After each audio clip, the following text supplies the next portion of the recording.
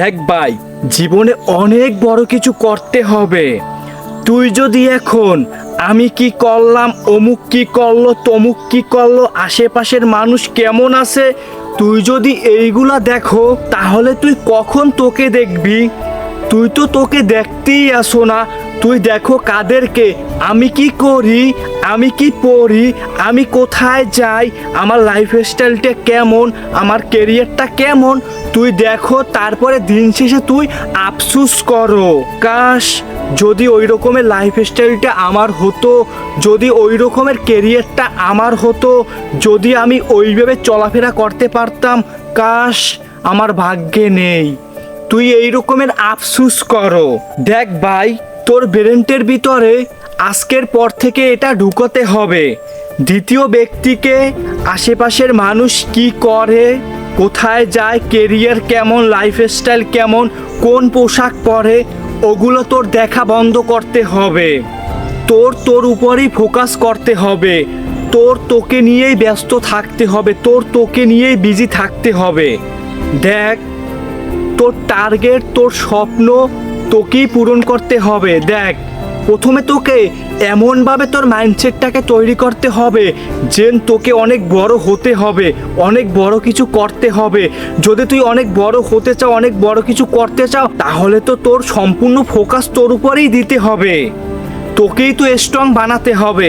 এখন তুই যদি দেখো তোর আশেপাশের মানুষ কিভাবে চলাফেরা করে, কি পোশাক পরে, কি খাবার খায়, কি করে, তাহলে তোকে নিয়ে কখন তুই চিন্তা করলি?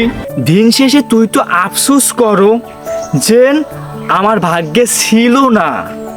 আরে ভাই, তোর ভাগ্যে ঠিকই ছিল, তুই তো চেষ্টা করনি, তুই আফসোস করছো।